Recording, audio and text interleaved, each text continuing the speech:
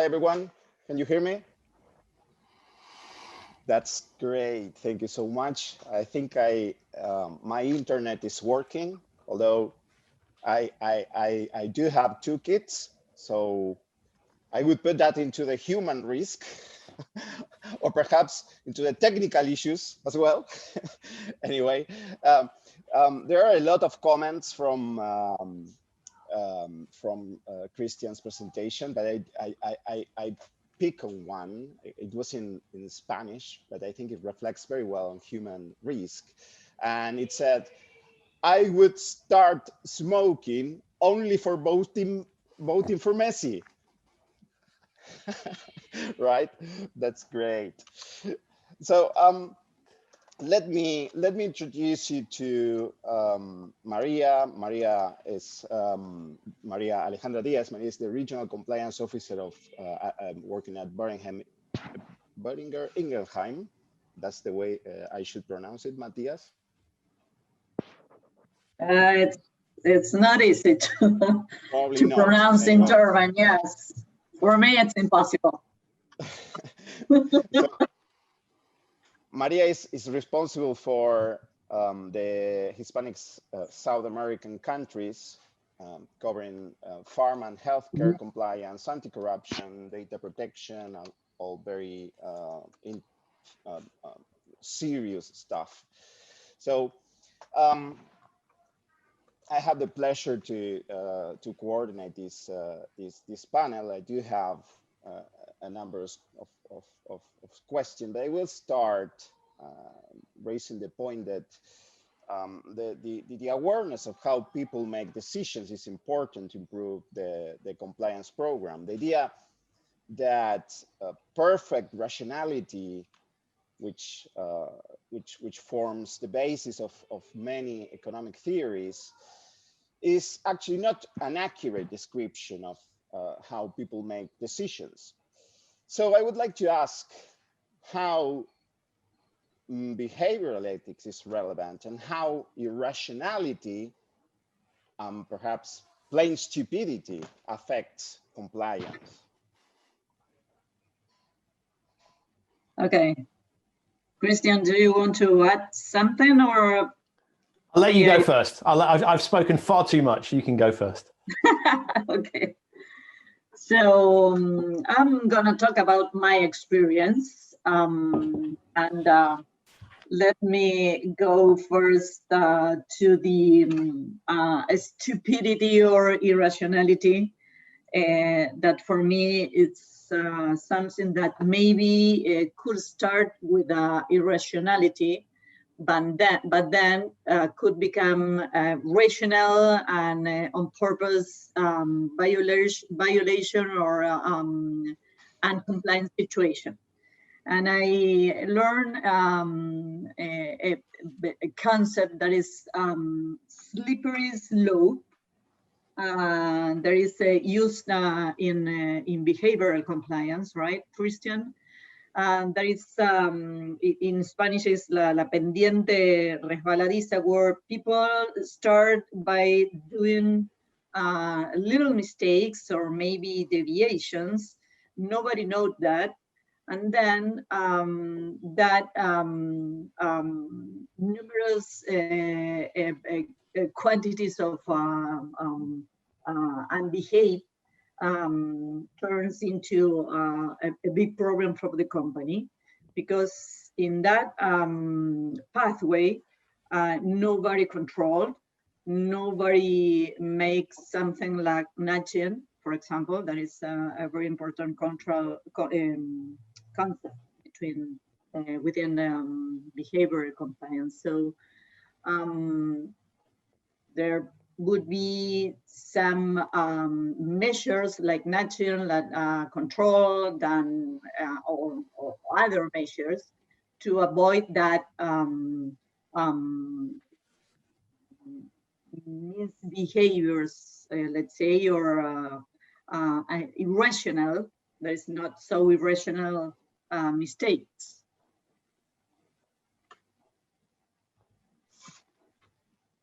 Chris? Yeah, so what I think is really interesting about the sort of topic of human behavior and decision making is that when we look at why people do things, it's very tempting to sort of have a simple answer. And that simple answer is, if somebody's done something bad, they're a bad person. And we get taught this from a very young age about goodies and baddies. Watch any movie, and you very often have these very stereotypical characters. And that's how often we think about compliance programs. So when we focus on how we're going to do compliance, we often start from, we've got to stop those bad people. And actually, the really, really bad people will just do what they want to do anyway, because they're bad and they don't care.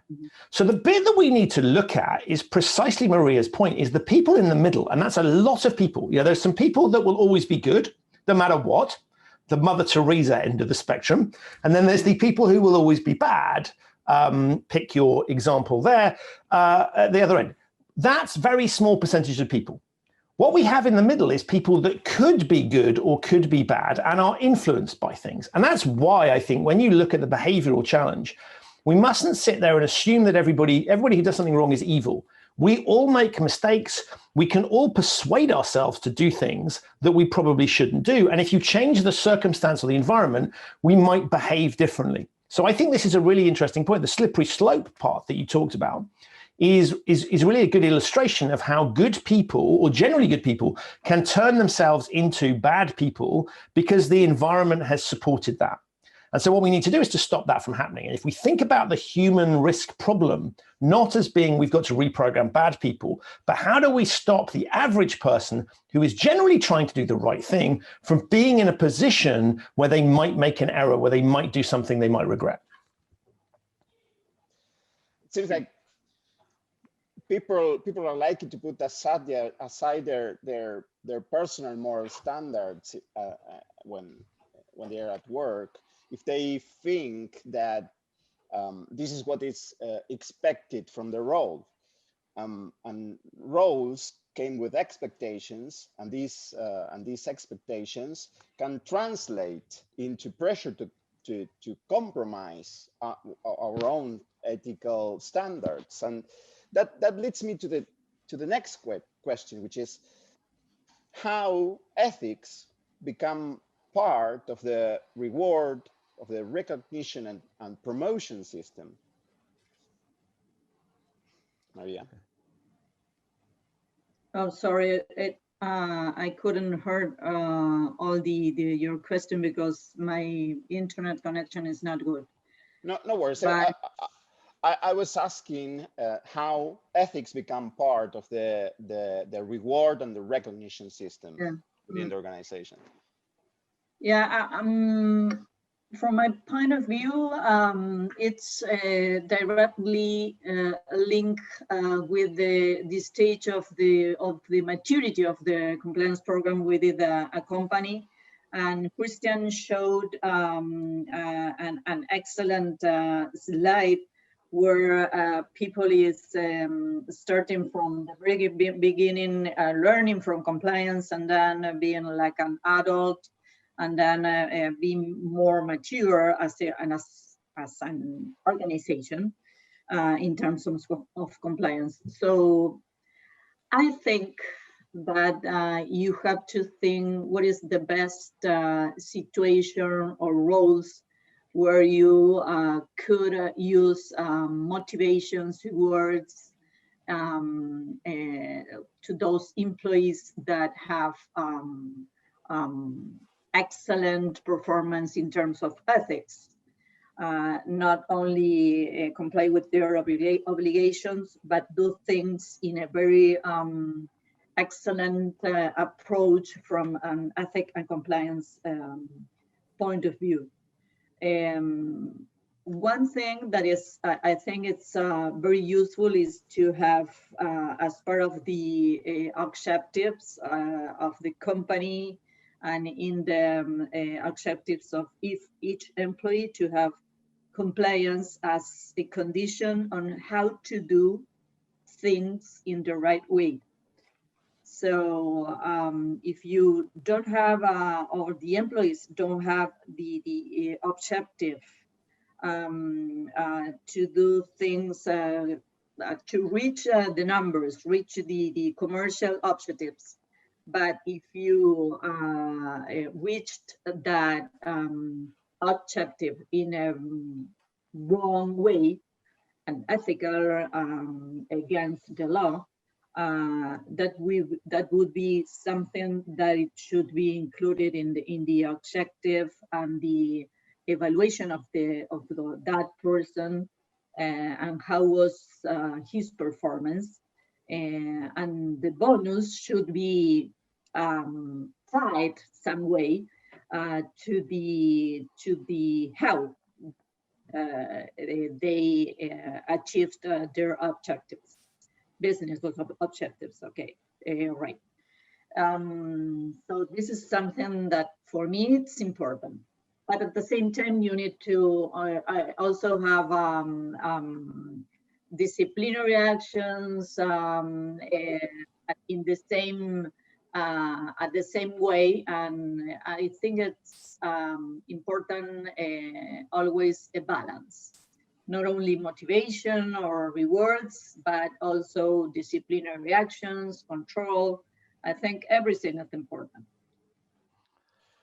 So would it be ethical to pay a bonus, let's say with money, for complying with a program, such as you know, making a denounce with a whistleblowing channel, rewarding with money? Would it be ethical?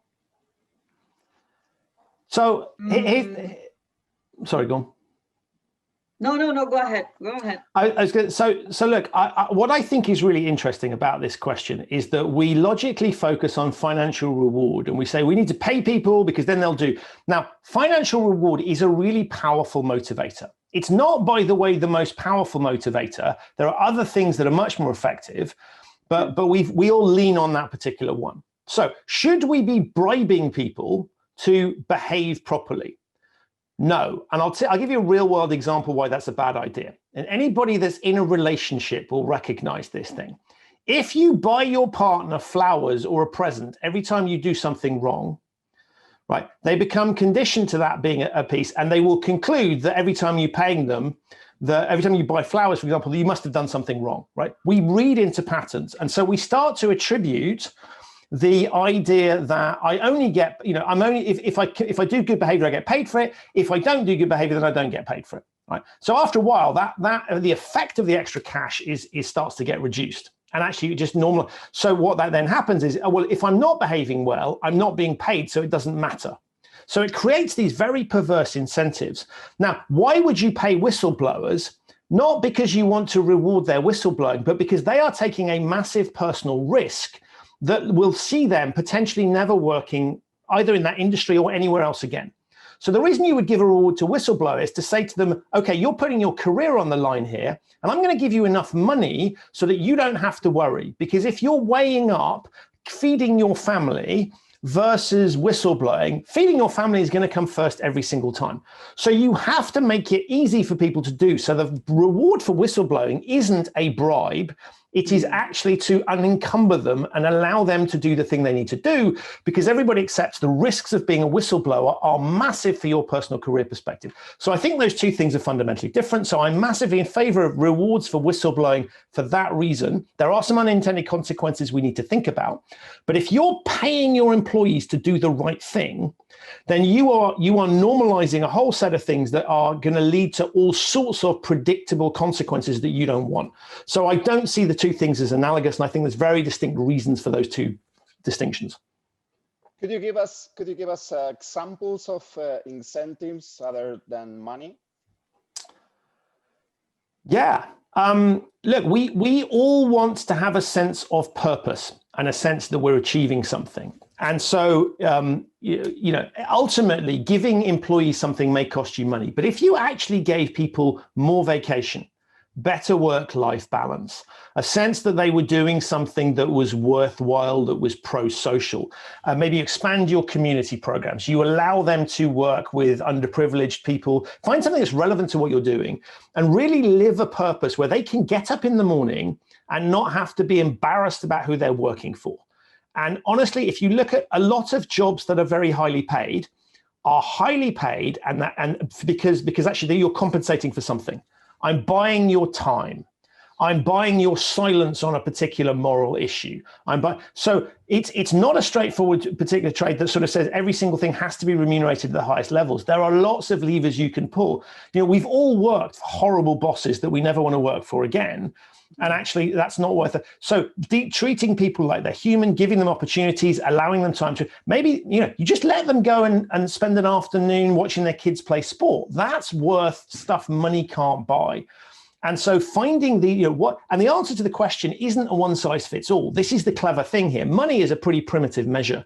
If you can start to say to your employees, we value who you are for who you are. And that, after all, is why you hire people. You go through an interview process, you ask them all about who they are to try and find, if you genuinely value them, then find ways, you know, have a framework that allows you to deploy those things, not in an unfair manner where you give somebody something that's very high value and someone else can have, you know, 5-minute coffee break, but find things that are equitable.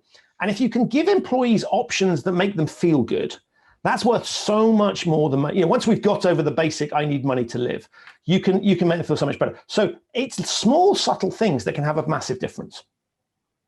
Well, that's absolutely agree with that.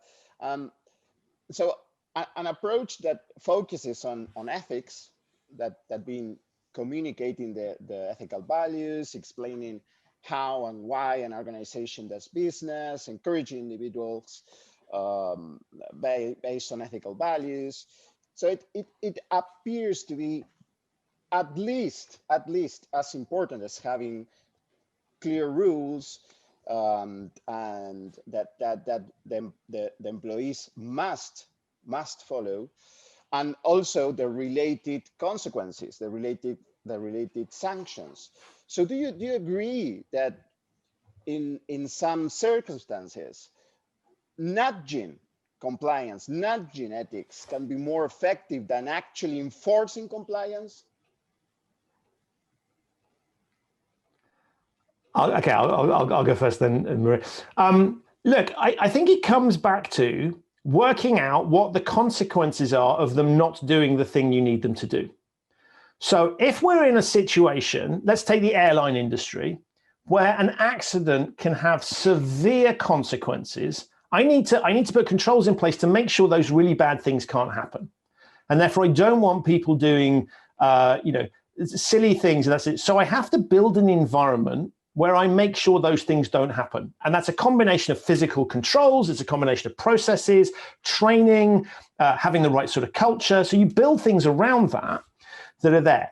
If you have something that is more recoverable, and the best company that I've seen talk about this is Netflix.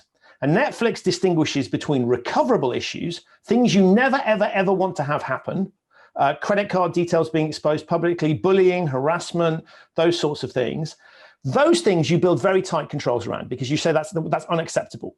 There are other things where you say it's recoverable, so it's undesirable, so we build a slightly different form of control around it, recognizing that we can recover from it. And therefore, what that recognizes is that people will make mistakes. And what we want them to do is make mistakes in a safe space. Now, ideally, they don't make any, but that's unrealistic. So let's have them make mistakes it's okay to make. And let's not forget that if we want innovation, people are going to screw up because innovation is trial and error. We need those errors to discover things. So if you build a culture where everything is tightly controlled, then you will not get the right form of innovation because people will be too scared to do that because they won't want to make the mistakes that go with it. So what we need to do is balance those things out. So to answer your question, nudging has its place. It's one of a multitude of different tools. And again, it's about looking and saying, what are you trying to solve here? And very often I come back to that slide I presented. We don't think about which tool we're using. We just kind of go, oh, let's try a little bit of nudging here. Nudging might be the worst possible thing to do if the thing you're nudging is massively safety critical. On the other hand, it might be absolutely fabulous if there's a qualitative element and we know that the nudge works. So it's a case of looking at it as a toolkit, not as a sort of primitive one size fits all, you know, here's what I do in this situation. It's organization and context dependent. Absolutely. And I want to move on I think a field that you Maria would like to hear, and I think you agree with, is that the idea that is key for a compliance officer to get to know the people you work with at all levels of the organization. And as you always say, it is done by walking, by being really available for the people, right? Mm-hmm. So, I mean, that's the idea, the communicator's skills for a compliance officer. So bringing the spirit of compliance to every corner of the organization. Yeah. So how behavioral compliance can help in bringing some fun to compliance training, so they're not perceived as boring or uninteresting. Yeah. I would like to start with an experience I had when I started in compliance, because I was working in a pharmaceutical company, and that is very boring.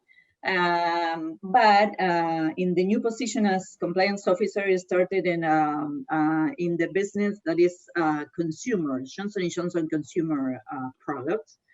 That the group of people was completely different, very young, very active, and I realized that I needed to be or to apply a new approach in the way that they feel compliance near to them. So I find fun approach, maybe some humor in the presentations, and demonstrate them that compliance is not boring, is something that is in a day-to-day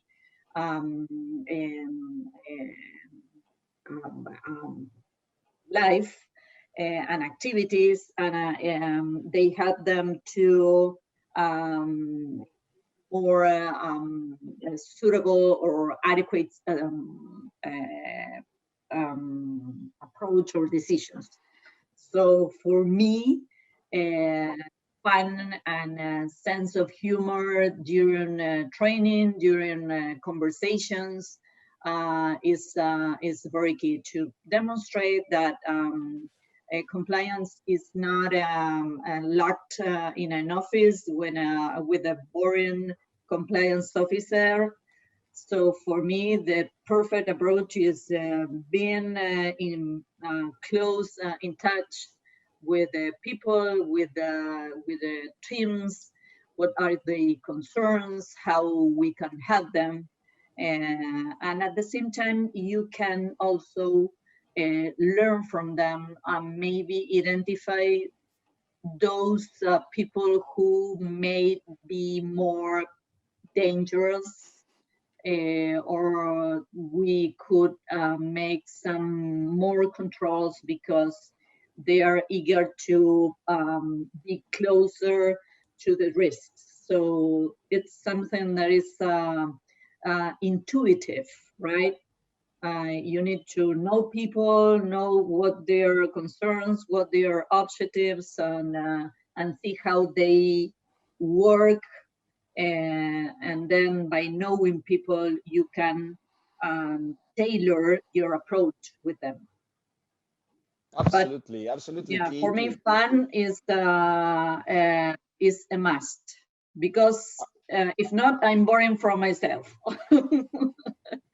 yeah, using a risk-based approach to get very close to people, and that's that skill, people skill for a compliance officer is absolutely key. And I guess that this COVID situation, it's posing some complications to that, Yeah. to this, and also that I guess that perhaps the compliance officer should also be trained in this the use of these new technologies for delivering trainings and so on. I think that that's something you Chris have been working a lot, right, recently? Yeah, so I take a very simple approach, which is if compliance is the business of influencing people, then we need to know how to engage with people. And actually, this has always been true, but it's particularly true now in the digital world. Compliance is about communication, persuasion, and audience engagement. Now, nobody thinks to train compliance people in how you do digital presentations, in the technologies that they can use, but that's really important. If you think about it, it's almost like advertising. And if the message that you're sending is that you're a boring function that doesn't know how to engage people, then you're going to lose your audience and they're not going to pay attention to you. So you need to be thinking about that. And one of the things I think is really interesting about the current environment, everybody or most people working from home. So you can see other companies that are really good at engaging. There are social media companies, there are companies like Peloton, lots of examples where there are companies that are really good at engaging with people in this environment.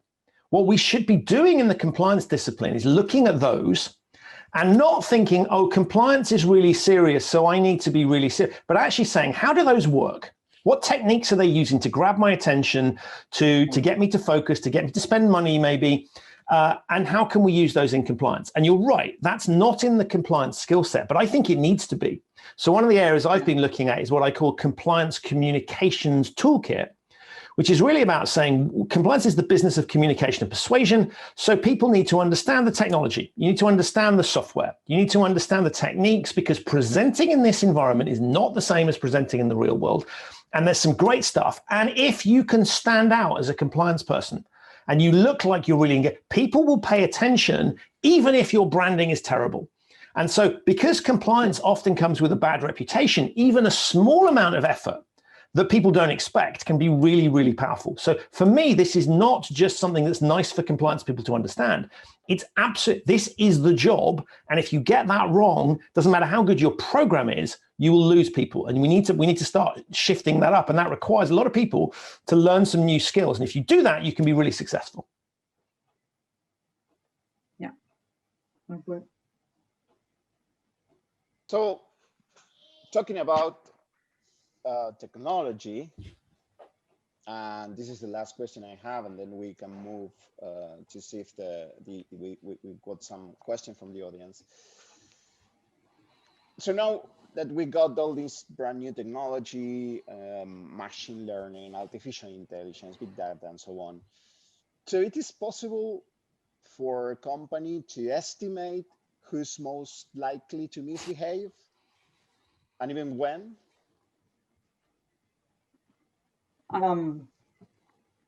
From my point of view, and again, is based on my experience, I think that people that is moved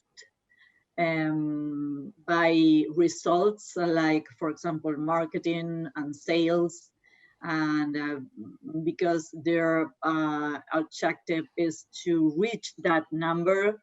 And maybe the how could be in a gray zone. I think this is people that could be making some mistakes or irrationalities. And for example, other areas like, I don't know, quality, for example, in my company, my pharmaceutical company, or clinical operations that are more ruled, more sticked to procedures, are less risky people. So you wouldn't expect to have misbehaviors there.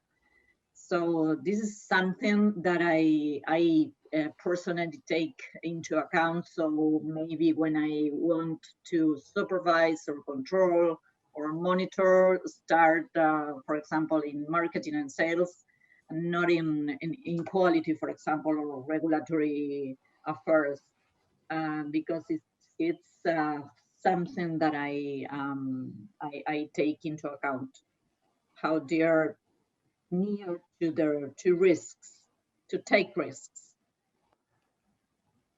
So I'm going to split your sentence into two parts. And I'm going to say I liked half of it and I didn't like half of it. The half that I liked was when you said the situations that people might have problems in, or where they might like do something, because that for me is the key piece here. If you are a genuine criminal who is trying to do bad things, right, the first thing you're going to do is make sure that you do all of the obvious things, right? You're going to be very well behaved. You're going to check in on time. You're going to do all your mandatory training because you don't want to come up on a register. So the real criminal people, the people you really want to worry about, are going to look super compliant. That's the trick number one. So what you're going to find is that the people who aren't compliant are probably, less challenged, less. And I think it's really dangerous to assume that you can naturally infer from people's behaviors how they're going to behave in the future. And if people feel like you're doing that, you will end up with that Tom Cruise movie called Minority Report, where they went out and arrested people before they'd committed crimes. Always, when you think about technology, always think about the movies and literature, because it gives you some clues about the worst case scenario. Now, what I loved about the bit you talked about situations is if you start to look at compliance and conduct within organizations from the perspective of organizational situations. When is these things happening? We never analyze that. We always look at which people have done things. Start looking at which programs, which situations, which times of the week, which environmental factors contribute, and you'll start to identify trends. So I've seen lots of examples where companies have said, we've got lots of breaches of this policy, we're going to fire all these people. I'm exaggerating slightly. Right. Yeah. And actually what it turned out was that these weren't people it was a terrible system that made it really difficult to comply. And for very good reasons, they were giving up. Now, if you changed the system, you would have got the compliant behavior you wanted. So every time something goes wrong in an organization, the first question always gets asked is, whose fault is this? I say to people, ask that question, but not straight away. Start by saying, what in the environment could have caused this problem? And look at environmental factors, because we respond to the environment that we're in. And if you have an environment that causes lots of people to behave in a particular way, you have a problem with the environment. It may not be the whole story, but you have a problem with the environment. And we fixate, because we love this, on these are bad people, they're individual. It's easier for us to understand a story that is bad people rather than we had an environment that helped cause that. So organizations need to stop and say what in the environment is potentially contributing. Now, of course, if it turns out it's an individual doing crazy stuff, then go after that individual. But if you start with the idea that every time it's automatically their fault, you're going to miss opportunities to stop other people falling into the same trap. So if you have breaches of a policy and lots of people are doing it, there is something wrong with the policy, either the way it's communicated, the way it's trained, what it's doing. You've got to look at those environmental factors. And we don't. We focus on people. And that is a big mistake, because people know that you're doing that and they will react accordingly. So it's a really dangerous path to see this as a human problem. Think about the organizational piece first, and the human bit can come after that.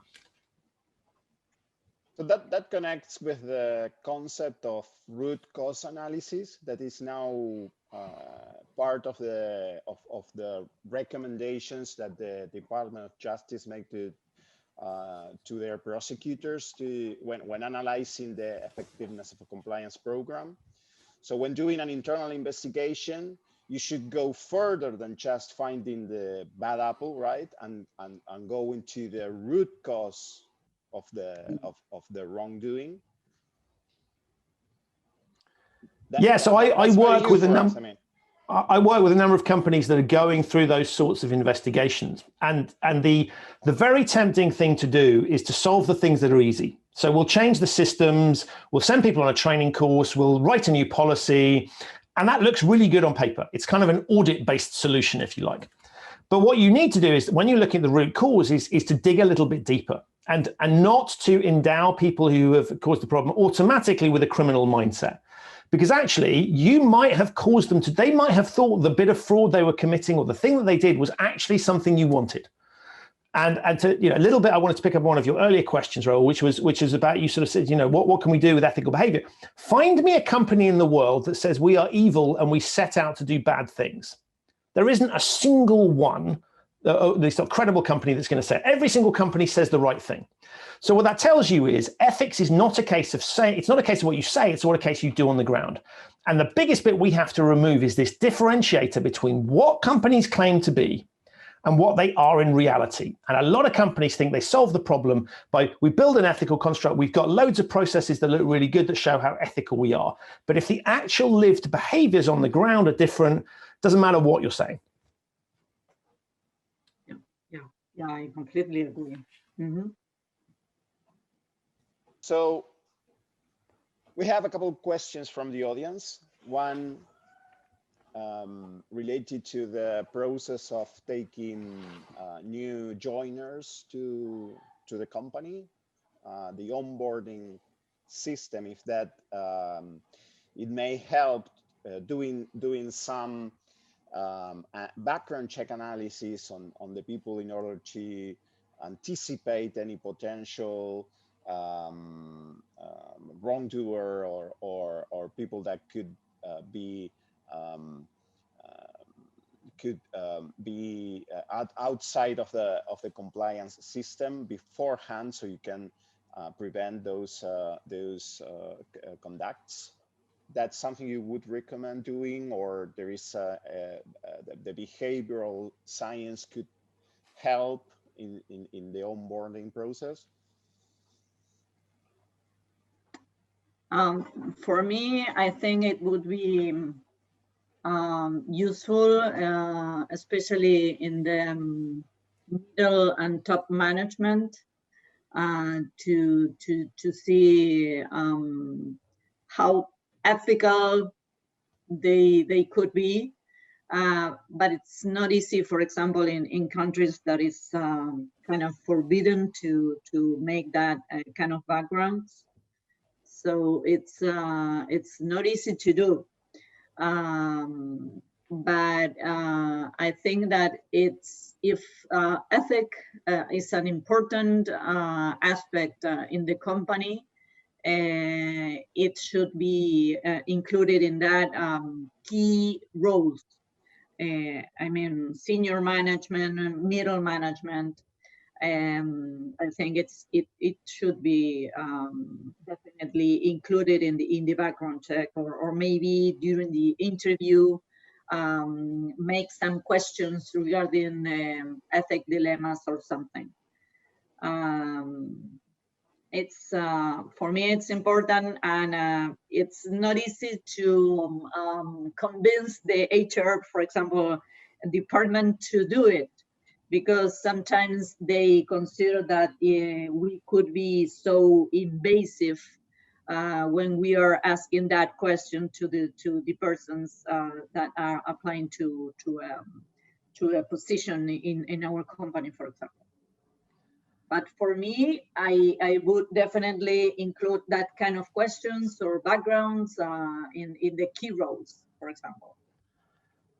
So I come back to the answer I gave you before around what would really bad people do, right? Really bad people are going to look like really good people, right? They are going to prepare, they are going to do the right, they're going to behave in the way you want. So any process that relies on kind of sussing out whether they're likely to be bad people is potentially flawed for that reason. Now, I'm not saying don't do background checks, all really important, right? You probably don't want to be taking someone on with a criminal record in a role that requires them to be handling money or something of risk, right? There are certain things where you would say that's not so of course do background checks, and of course eliminate people where there are obvious red flags. I'm a big fan of rehabilitation of people, so I don't think we should automatically say that they're automatic, but I think there's some warning signs you can look out for. But what's really interesting there is, I think, what happens if you imagine you've hired the wrong kind of person. Let's assume that there is this wrong.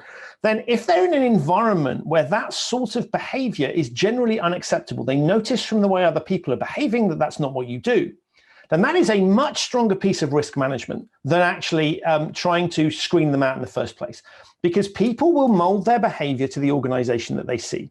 And so I think what you can find in many organizations is actually the pre-hire screening wouldn't have caught people who have found themselves in situations where they've actually done something because in the moment they felt it was okay. Something in the environment has driven them to that behavior. So if you put all your reliance on screening these people out in the first place and nothing on the cultural piece and the way people behave in the office, then you're missing a huge opportunity.